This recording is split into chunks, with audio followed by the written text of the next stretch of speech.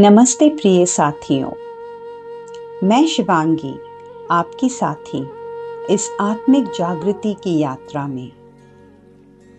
आज हम भगवद गीता के 6ठे अध्याय में प्रवेश कर रहे हैं।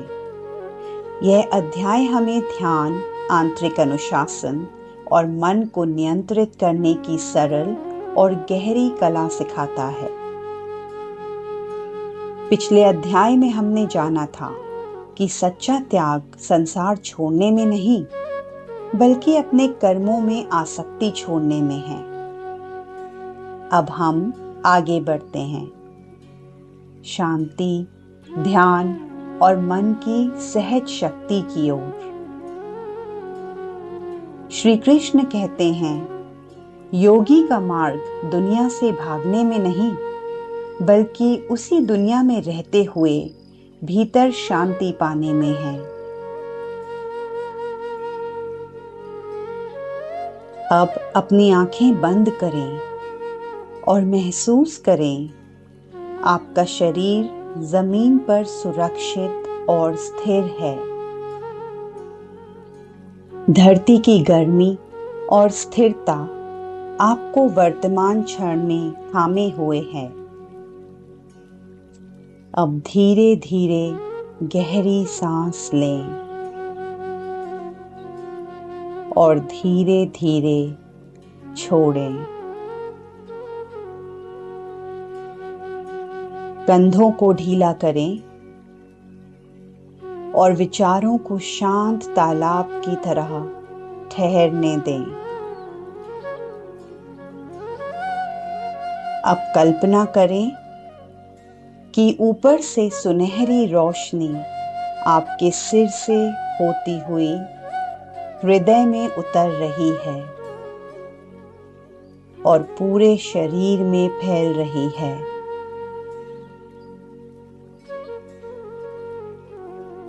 यह जागरूकता की रोशनी है, वही प्रकाश जिसे कृष्ण ज्ञान कहते हैं।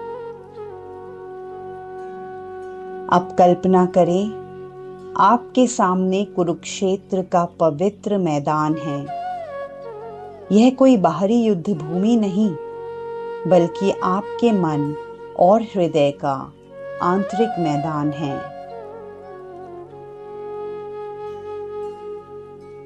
अब अर्जुन प्रश्न करते हैं, हे कृष्ण, कोई इंसान इस संसार में रहते हुए भी शांति कैसे प्राप्त कर सकता है? सच्चा योगी बनने का मार्ग क्या है? श्री कृष्ण मुस्कुराते हैं और कहते हैं, अर्जुन, सच्चा योगी वही है जो निस्वार्थ भाव से कर्म करता है, परिणाम की चिंता नहीं करता और धीरे धीरे ध्यान के माध्यम से अपने मन को नियंत्रित करता है। योगी संसार में रहता है, कर्म करता है और फिर भी भीतर से स्वतंत्र रहता है। कृष्ण कहते हैं, मन आपका मित्र भी है और शत्रु भी। यदि आप इसे प्रेम और अनुशासन से प्रशिक्षित करें, तो यह आपके जीवन का सबसे बड़ा साथी बन सकता है। पर यदि इसे इच्छाओं और भय में भटकने दें, तो यही मन सबसे बड़ा रोड़ा बन जाता है। इसलिए ध्यान की यात्रा बाहर नहीं, अपने भीतर से शुरू होती है। जब मन नियंत्रित होता है, तब जीवन भी नियंत्रित होता है। योगी को एकांत, स्वच्छ और शांत स्थान चुनना चाहिए। उसे ठोस आसन पर बैठना चाहिए, ना बहुत ऊंचा, ना बहुत नीचा। शरीर, गर्दन और सिर एक सीधी रेखा में रखें। धीरे धीरे स्थिर सांसों के साथ योगी अपनी दृष्टि भीतर की ओर मोड़ता है। श्री कृष्ण कहते हैं, ध्यान का अर्थ दुनिया से भागना नहीं, बल्कि अपने सच्चे अस्तित्व, अपने आत्म स्वरूप से मिलना है।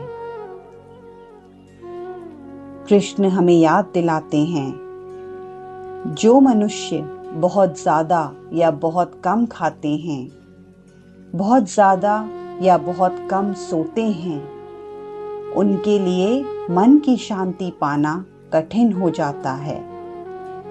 लेकिन जो खाने, सोने और काम करने में संतुलन बनाए रखते हैं, वे अपने भीतर सहज ही शांति को पा लेते हैं। शरीर और मन दोनों इस यात्रा के साथी हैं। इनका ध्यान प्रेम और संतुलन से रखो, स्थिरता अपने आप आ जाएगी। जब मन ध्यान में स्थिर हो जाता है, तो वह हवा रहित स्थान में जलते दीपक की तरह होता है, जिसकी लौ शांत, अडिग और उज्जवल रहती है।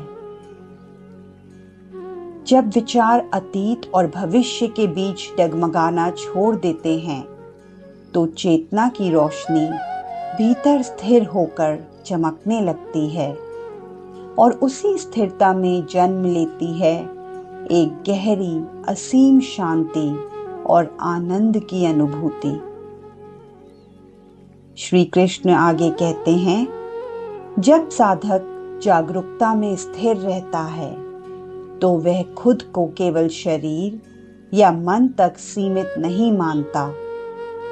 वह अपने भीतर उस आत्मा को पहचानता है जो सदा रहती है, जो प्रकाशमान है और जो कभी नहीं बदलती। जब यह अनुभूति जागती है, तो साधक देखता है कि दिव्यता सब में है और सब उसी दिव्यता में बसे हैं। तब कोई भेदभाव नहीं रहता, ना मित्र ना शत्रु। हर चेहरा उसी एक सत्य का प्रतिबिंब बन जाता है। यही योग का सार है। सिर्फ शरीर की शांति नहीं, बल्कि मन और हृदय की एकता। श्री कृष्ण की यह बातें सुनकर अर्जुन का मन अशांत हो जाता है। अर्जुन विनम्रता से कहते हैं, कृष्ण, मेरा मन बहुत बेचैन है, अशांत, अस्थिर। उसे रोकना हवा को रोकने जैसा लगता है। कृष्ण मुस्कुराते हैं। उनकी आवाज में करुणा है। हाँ अर्जुन, मन सच में बहुत चंचल है, लेकिन अभ्यास और वैराग्य से इसे स्थिर किया जा सकता है। अभ्यास यानी बार बार अपने ध्यान को वापस लाना, चाहे मन जितनी बार भी भटके। वैराग्य यानी मन से लड़ना नहीं, बल्कि जो भीतर की शांति को भंग करे, उसे धीरे धीरे छोड़ देना। जैसे एक नदी धैर्य से बहती हुई अंत में सागर में समा जाती है, वैसे ही मन भी अभ्यास और प्रेम से अंततः शांति को पा लेता है। फिर अर्जुन पूछते हैं, कृष्ण, अगर कोई साधक यह मार्ग शुरू करता है पर बीच में ही रुक जाता है, तो क्या उसका सब प्रयास व्यर्थ हो जाता है? कृष्ण प्रेम से मुस्कुराते हैं और कहते हैं, नहीं अर्जुन, इस मार्ग पर कोई भी प्रयास व्यर्थ नहीं जाता। छोटा सा भी कदम बड़े भय से मुक्ति दिलाता है। यदि इस जीवन में नहीं, तो अगले जीवन में फल अवश्य मिलता है। जो एक बार भी आंतरिक शांति का स्वाद चख लेता है, वह इसी मार्ग की ओर लौटता है, जब तक कि वह पूर्ण रूप से दिव्य में विलीन ना हो जाए। श्री कृष्ण आगे कहते हैं, जो व्यक्ति श्रद्धा और भक्ति से भरा है, जो अपने मन को नियंत्रित रखता है और अपने सभी कर्म मुझे समर्पित करता है, वही सच्चा योगी है। सच्चा योगी वह नहीं जो केवल ध्यान में बैठता है, बल्कि वह है जिसकी हर सोच, हर बात और हर कर्म प्रेम, करुणा और समर्पण से भरे होते हैं।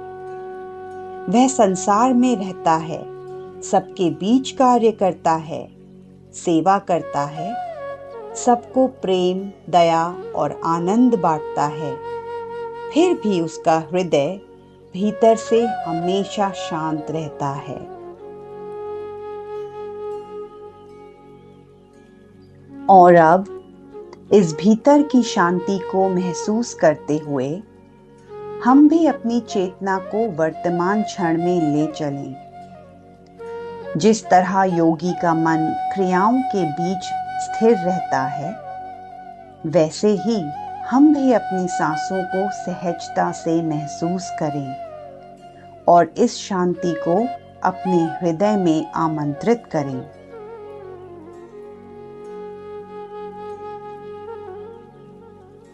अब धीरे धीरे अपनी श्वास पर ध्यान लाएं। उसे बिना रोके, बिना बदले बस बहने दें, अंदर और बाहर। हर श्वास के साथ महसूस करें, मन थोड़ा और शांत हो रहा है। धीरे धीरे अपनी चेतना को बाहर लौटाएं। महसूस करें जमीन आपके नीचे,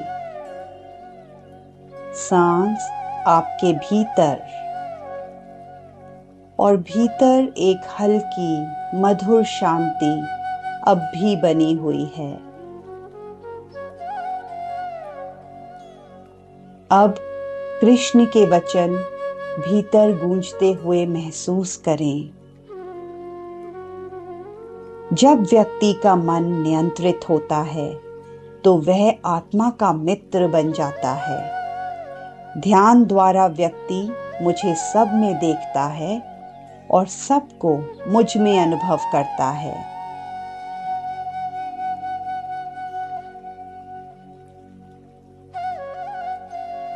यदि आज की यह ध्यान यात्रा आपके हृदय को छू गई हो, तो नीचे लिखें, मैं अपने भीतर अटूट शांति चुनता हूँ, या लिखें, I choose peace।